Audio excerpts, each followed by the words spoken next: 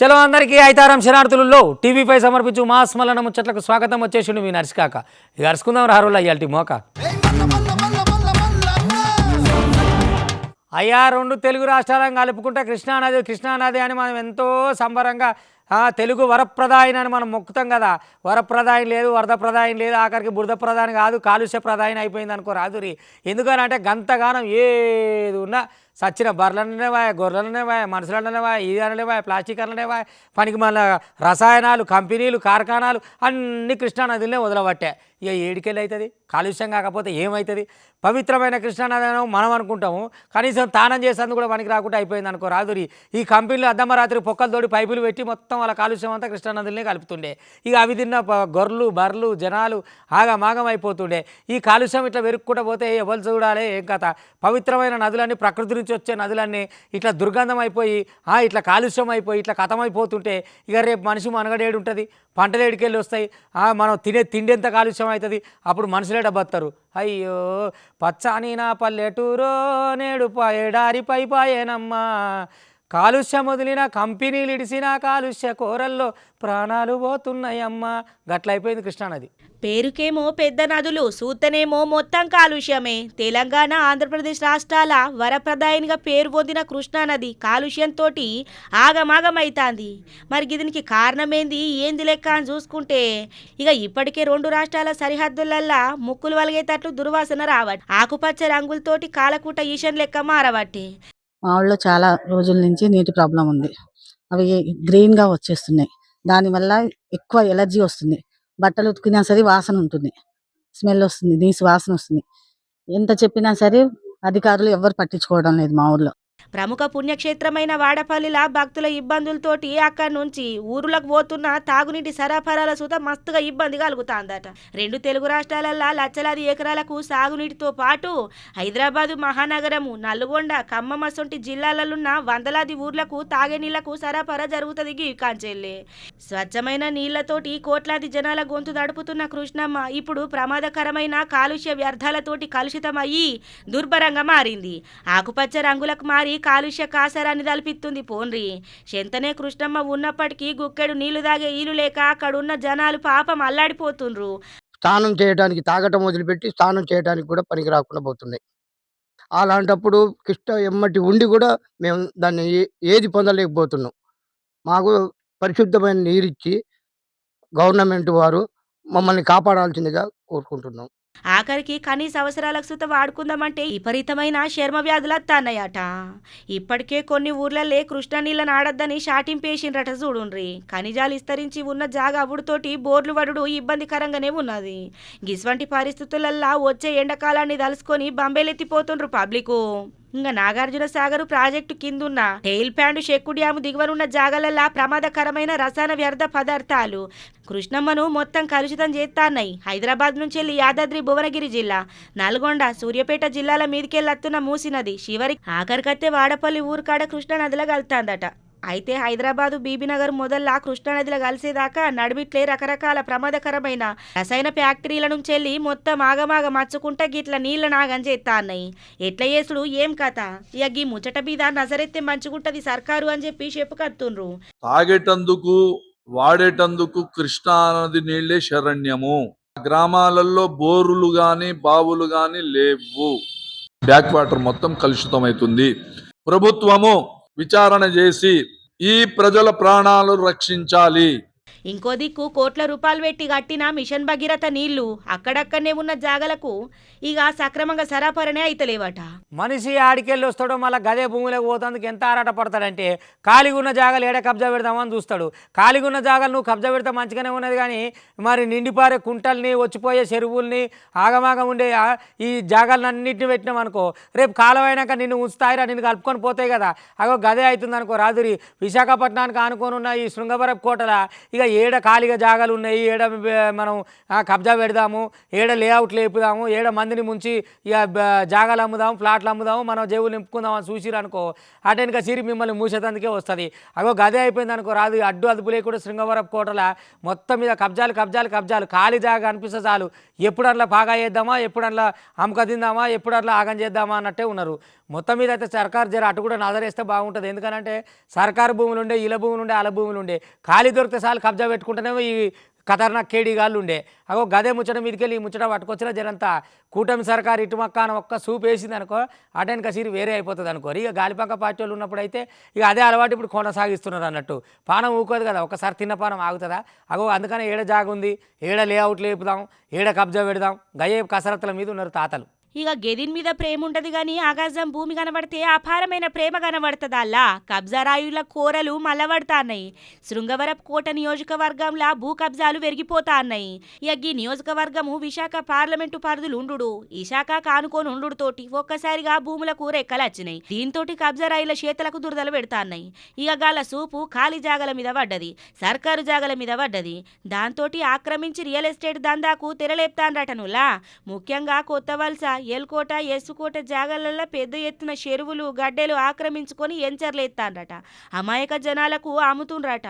గా భూములు కొన్నాకట మోసపోయినామని చెప్పి సర్కారు కార్యాలయాల చుట్టూ తిరుగుతాండ్రట. ఇక చేతులు గాలినాక ఆకులు పట్టుకుంటే ఏం లాభం చెప్పుండ్రి.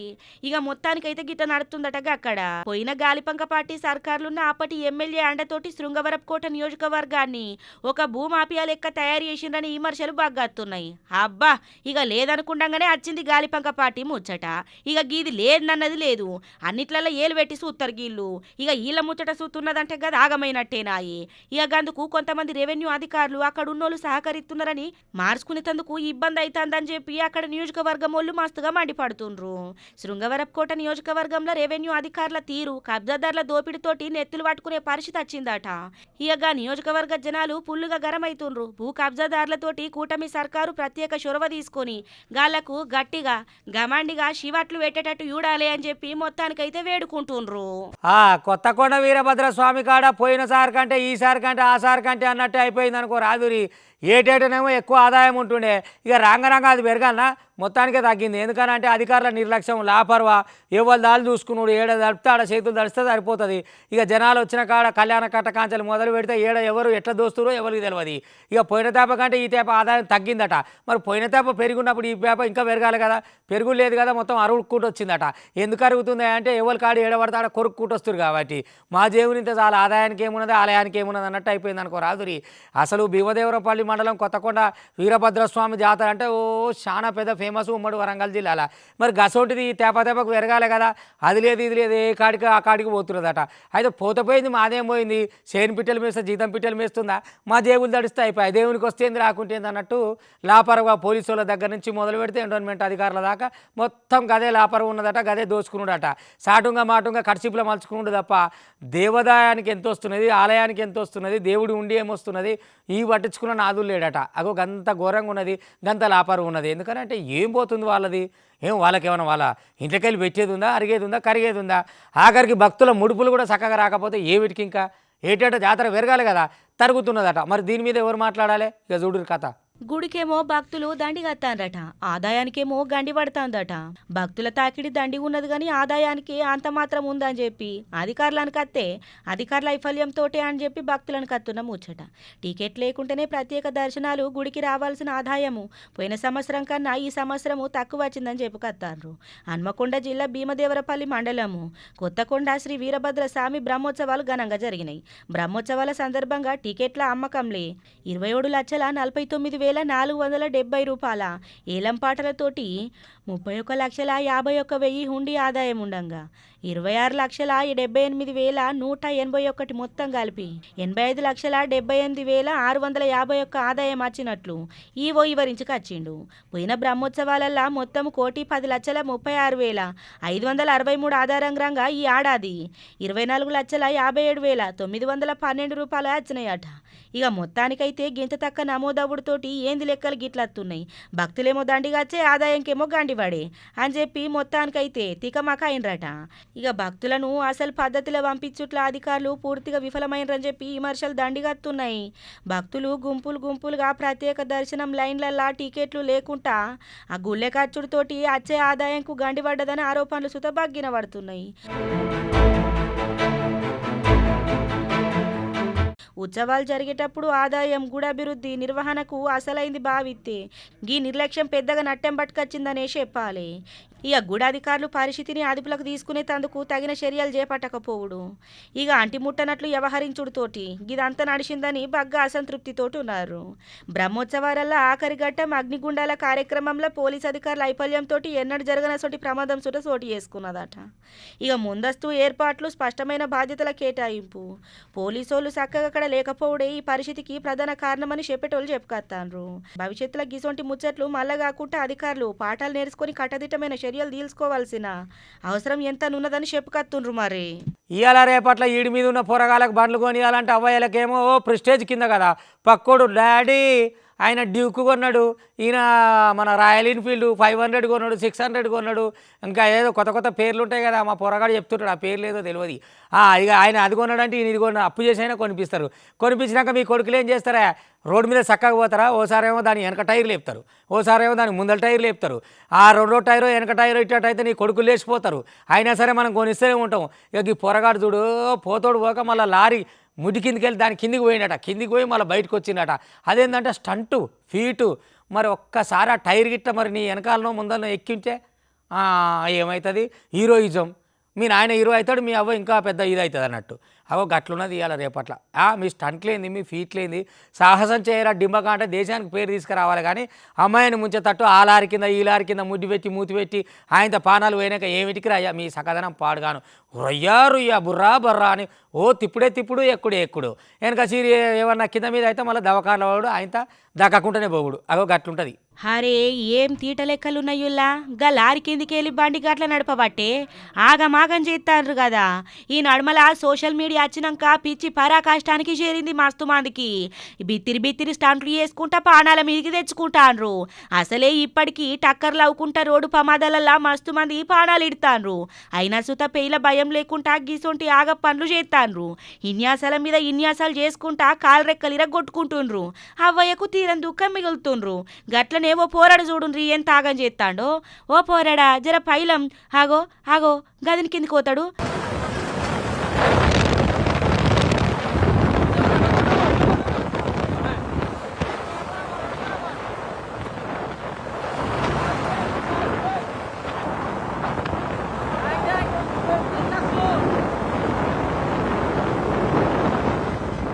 అమ్మరే బిడ్డో సూషిన్ రానుల్లో ఎట్లా పోయిండో లారీ కిందికి. ఇక చూడుండ్రి, వామ్మో వామ్మో 2-3 బండ్లు పక్క పొంటత్తనే బండి నడుపుడు బగ్గ భయం అవుతుంది. గస్వంటిది లారీ కింద బండి నడిపిండంటే గీ మోతెవరిని ఏమనాలా, బాగా పురుగు మెసులుతున్నట్టున్నది కదా.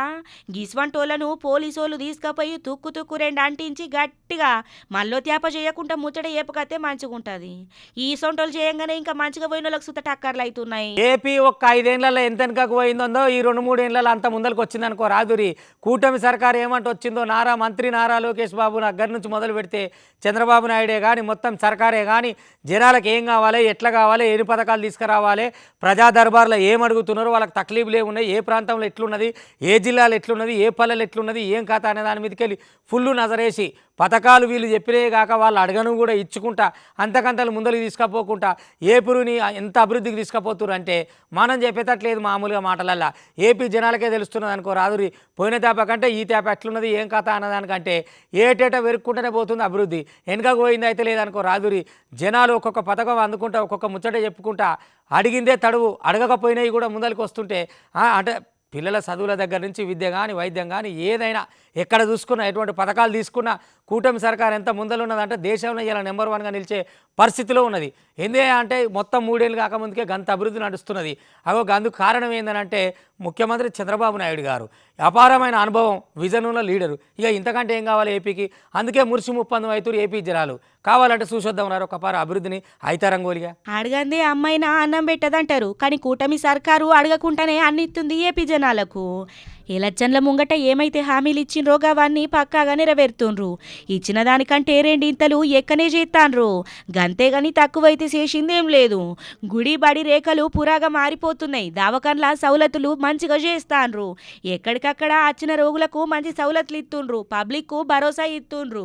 ఇక మంచిగా నడిపిస్తుండ్రు అనుకో రాదురి కూటమి సర్కారు పాలన. గిదంతా చూసి గాలిపంక పార్టీ ఓర్వలేక ఈష ప్రచారాలు జిమ్ముకుంటే ఆగమాగం చేతలు చేస్తున్నా సుత తిరిగి వాళ్ళ మీదనే పడుతుంది గదంతా. ఏపీ పబ్లిక్ ఎవరేం చేస్తుండ్రో ఎరకనేనాయి. మరి ఎట్లా గాలిపంక పార్టోళ్ళ తీరు? మంచి చెయ్యరాయే, చేష్టోళ్ళని చేయనియరాయి. మంచి చేస్తే చూసి ఓర్వలేక గాలి గాలి శేషలు చేస్తే గట్టిగా అంటిస్తుండ్రు సురుకులు పబ్లిక్ సుత. ఇక ఇంత 11 ఈకలు సుత మల్ల తేపకు అద్దనుకుంటున్నావా ఎట్లా జగనాలు? ఏమన్నా చక్కదనం ఉండాలి కదా. ఓ పక్క అభివృద్ధి మీద అభివృద్ధి నడవట్టే, పర్యటనల మీద పర్యటనలు చేస్తాండ్రు, దేశాలు దాటి దేశాలు పోయి పరిశ్రమలు పట్టుకత్తాండ్రు. ఇవన్నీ కనబడతలేవా నీ సొక్కమైనోళ్లకు? నీకు జర భద్రం ఉన్న 11 ఈకలు సుత లేకుండా పోతాయి. సికింద్రాబాద్లో ఇక బంగారం షాపులు అంటే మార్కెట్ అంటేనే మోండ మార్కెట్, అన్నీ ఉంటాయి, అన్ని కథ కార్ఖాన ఉంటుంది. ఇక అసొంటి కాడ ఇక్కడికి వెళ్ళి అక్కడికి వెళ్ళి బతుకొచ్చి సారు ఒక నౌకరు ఉంటే ఇయ్య రాదు, మేము బతకాలి కదా అంటారు కదా. బెంగళూరుకి వెళ్ళో బెంగాల్కి వెళ్ళో గటో గిటో వస్తారు కదా. ఇక అసొంటి వాళ్ళని పెట్టుకున్నాక ఇక మరి మొత్తం ఆయన తెలిసినాక వాళ్ళు ఊరుకుంటారా? చిన్నగా 16 తులాలు లేపిరట. మరి మా దుకాణంలో బంగారం లేపాలంటే తెలిసినంతో అవుతుంది కానీ తెలియనంతో అయితే అదే అని చెప్పని బంగారం దుకాణం వాళ్ళు నజరేజ్ పోలీసు వాళ్ళకి చెప్తే వాళ్ళు నిఘానే ఎత్తనాలు ఉన్నాయి కదా, అదే సీసీ కెమెరాలలో చూస్తుంటే షాపులో పనిచేస్తాడు ఒకడు బ్యాగ్ పట్టుకొని పోతున్నాడట. కొడుక్క ఏడిదాకా పోయినావు చిచ్చా ఎగిరి శాతల దన్నాలరా నిన్ను అంటాలకు వాడు దొరకకుండా పోయిందట. ఇప్పుడు పోలీసు వాళ్ళు మొత్తం వాడు ఏడున్నాడు ఏం సంగతి అనేది నిఘా పెట్టిరట. ఇక చూసుకోరు ఏడాది నుంచో వస్తే బో పెడదామంటే వాడు మనకు మొత్తానికే బోరం ఎత్తులు పెట్టి అవతల ఎత్తుకొని పోయిండు అనుకో రాదురు బంగారం. ఇక గిసొంటి వాళ్ళని ఏం చేయాలి? అబ్బా వీడు మామూలుడు కాదుల్లా, మొత్తానికి వాడు దొరికితే మిగతా వాళ్ళ కథ ఏంది కార్ఖాన ఏంది దొరుకుతుంది. మరి ఇంత ఎక్కువ వాడే మొత్తం ఎత్తుకపోయిండా? మరి మొత్తం టీం అంతా కలుపుకొని మాట్లాడుకున్నారా? అసలే ఇవాళ రేపట్ల బంగారం రేటు అందకుంటున్నది. ఇక మరి ఇప్పుడైతేనే బాగుంటుంది అనుకుర్రో ఎట్లనో కానీ బో పెట్టినందుకు మంచిగానే చేసిరు అనుకో రాదురు. ఇక చూడు కథ ఎట్లున్నదో. వామ్మో వామ్మో మొత్తం వలగొట్టి తీసుకుపోయిందట చూడుండ్రి. షాప్ వలగొట్టి బంగారం మొత్తం లూటీ చేసిండ్రట. అసలే బంగారం పిరమైతుంది, అందని ద్రాక్ష లెక్క పెరిగిపోతుంది. ఇక ఇంకెడికెళ్ళి కొంటారు చెప్పుండ్రి. ఓ పక్క బంగారం ధరలు పెరుగుతా ఉంటే దొంగలేమో గిట్ల దోపిడి చేయబట్టే సికింద్రాబాద్ కాడున్న మోండా మార్కెట్ల బంగారు దుకాణం తాళాలు వలగొట్టి గండ్లున్న బంగారు ఆభరణాలు మొత్తం ఎత్తుకపోయిందట. మార్కెట్ పోలీస్ స్టేషన్ కు దగ్గరనే ఉందట. ఇక జర్గి షాప్లే బంగారు ఆభరణాలను తయారు చేస్తా ఉంటారట. అయితే పొద్దుగాల దుకాణము షెటర్ తాళం బలగొట్టుందట. లోపటికి పోయి చూస్తే ఏం లేకుండా ఉన్నదంతా లూటి చేసిపోయిండ్రట. ఇక చూడుర్రి కావాలంటే షవ్వా ఏం తక్క 16 తులాల బంగారు ఆభరణాలు ఎత్తుకొని పోయిండ్రట చూడుండ్రి. ఇక బెంగాల్ నుంచి వెళ్ళి ఇంకెక్కడెక్కడికి వెళ్ళో వచ్చి ఇక్కడ పని చేస్తా ఉంటారట. ఇక మరి గాళ్ళ పనేనా అని చెప్పి మొత్తానికైతే పోలీసులు అనుమానిస్తుండ్రట. సీసీ కెమెరా ఉంటది కదా, గండ్ల మొత్తం ఎంకులాడుతుండ్రట. ఇక ఒక ఆయన బ్యాగుతోటి పోతున్న ముచ్చట్లు మొత్తం కనబడ్డాయట. గైన కోసం గాలిస్తాన్రట. ఏం తక్కువలా 16 తులాలంటే ఏమన్నా పైసలా చెప్పుండ్రి. ఇక తులంకే 1,50,000 దాకా వలకబట్టే. ఇక 16 తులాలంటే 7 పట్టుకొస్తారు మళ్ళా గంతగానం బంగారాన్ని. గీమన్న పండుగ అవతల దాకా మంచు గుట్టలు చెట్లు పుట్టలు లేని మనకానే అడగోరిగా మంచు ఉండే మనతో 2 తెలుగు రాష్ట్రాల. అసలు జమ్మూ కాశ్మీర్ అంటే ఏకంగా మంచు వాన కురిసినట్టే కురుస్తుంది అనుకో రాదురి. ఇక ఆ మంచులో ఇక్కడోడు అక్కడ కనరాక అక్కడోళ్ళు ఇక్కడ కనరాక ఇళ్ళ మీద మంచులు పడి రోడ్ల మీద మంచులు పడి ఎక్కడోడు అక్కడ మంచు తుఫాన్లో ఇరికిపోయినట్టు అయింది అనుకో రాదురి. ఇప్పటి వరకు ఆ మంచులో చిక్కి బతికిరా సచ్చిరా ఏం తెలియని పరిస్థితులు ఉన్నదట. మొత్తం మంచులో చిక్కొని పోయి చాలా మంది 130-140 మందికి ఎక్కువనే మంచులో ఇరికిపోయారట. ఇక ప్రభుత్వం ఏర్పాటు చేస్తూనే ఉందట. కానీ వామ్మో ఆ చలికి ఎట్లున్నారో సచ్చనో బతికేనో ఏ గడ్డలల్లో ఉన్నారో ఏ ఇళ్ళ మీద ఉన్నారో ఏ మంచు కొండలల్లో ఉన్నారో ఏం తెలియని పరిస్థితి అయిపోయింది అనుకో రాదురి. మరి సర్కారు సహాయక చర్యలు అయితే మొదలు పెట్టిందట. కానీ మరి ఎంతమంది యువతలకు వస్తారో ఎంతమందికి యువతలకు రారో ఏం తెలియకుంటున్నది. అమ్మమ్మ గంతగానో మంచ పాడైపోను ఎక్కడి మంచు ఏం కథ. జమ్మూ కాశ్మీర్లో మంచు అంటే మంచు అనుకో రాదురి. ఇక తక్షణమే రక్షణ సేవలు చేపట్టాలంటూ ఇక మన సైనికులు దిగుతారు కదా, వాళ్ళు దిగి దేవులాడుతున్నారట. ఆ క్షతగాత్రులు ఎక్కడున్నారు ఏం సంగతి అనే దాని మీదకి వెళ్ళి వామ వరద కురిసినట్టే కురుస్తుంది అక్కడ మంచు. ఎక్కడి మంచు ఏం కథ. వామ్మో ఇక్కడ మనం 4-5 దాకా పెట్టిన మంచుకే మనం ఇదవుతాం. ఆడ తెల్లందాకా పొద్దున్న దాకా కూడా మంచే ఉంటుంది. అగో గంతగానో ఉన్నదట మంచు. అగో చూడుండ్రులా భూతాల స్వర్గం కాశ్మీర్ మీన ఎంత మంచు గుర్తాందో. మంచు దుప్పటి మొత్తం ఏం గాన రాకుండా గుమ్మేసింది కదా. ఇక వ్యాలికాండ అయితే విపరీతంగా మంచు పడుతుంది. కొన్ని జాగాలల్లా కాండ్లతోటి చూద్దామంటే అటునోళ్ళు ఇటునోళ్ళు అటు కనబడకుంటున్నది. ఇక మొత్తం మంచే కనబడుతుంది పోన్రి ఎటు చూసినా. ఇక చూస్తందుకు గమ్మతున్నది కానీ చలితోటి అతలకుతలమైతుండ్రు అక్కడ ఉన్నోళ్ళు. రోడ్ల మీద సుతా మొత్తం మంచేనల్లా. ఇక ఈ మంచు చేయంగా రైళ్లకు విమానాలకు మస్తుగానే అంతరాయం కలిగింది కానీ మరి ఏం చేస్తారు. ఇక మంచుతోటి ఈ బాధ ఉండే. దట్టంగా మంచు కుడుతున్న పూంచు ఉదంపూర్ జిల్లాల చిక్కుకుపోయిన 100 మందిని రెస్క్యూ సిబ్బంది రక్షించిండ్రు. ఇక కొన్ని జాగాలల్లా 2 అడుగుల దాకా మంచు పేరుకపోవడంతోటి పాపం అక్కడున్నోళ్ళ ఇబ్బందులు అంతా ఇంత కాదు. ఓ తేప పోయి చూసేద్దాం పాండ్రి. అబ్బర బిడ్డో గిదేం మంచాలా, గింతగానం మంచుంటే ఏం కథ కావాలి. అటు జమ్ములున్న మాతా వైష్ణోదేవి గుల్లెసుత మంచు గురుసుడితోటి కొన్ని గంటల దాకా యాత్రను ఆపినరట. విపరీతంగా పడుతున్న మంచుతోటి జమ్ము శ్రీనగరు పెద్ద రోడ్ల మీద ట్రాఫిక్ పెద్దగా అంతరాయం వచ్చి పడ్డది. ఏల బండ్లు నిలిచిపోయినాయి ఏడికాడ. మొగల్ రోడ్డు, శ్రీనగర్ లేహు పెద్ద రోడ్డు, సింతాన్ రోడ్లను అధికారులు మూసిండ్రు. ఇక ఇంకో దిక్కు మంచు ఉప్పెన ఏర్పడే ప్రమాదంతో జమ్ములున్న 6 జిల్లాలకు హెచ్చరికలు సుత జారీ చేసిండ్రు. ఇక అక్కడ ఉన్నోళ్ళు పర్యాటకులు మంచి జాగ్రత్తలు తీసుకోవాలి అని చెప్పి అధికారులు చెప్పుకొత్తాండ్రు. ఇటు శ్రీనగర్ కాడైతే ఇక గీ చల్లటి ఈగంగాలతోటి ఆగమాగం ఉన్నది. ఇక గివన్నట్టు ఇవాళ టీవీ5 సమర్పించు మాస్ మల్లన్న ముచ్చట్లు చూస్తూనే ఉంటారు. మళ్ళీ రేపు ఇదివరదాకా మీ టీవీ5 ఇగుంటా.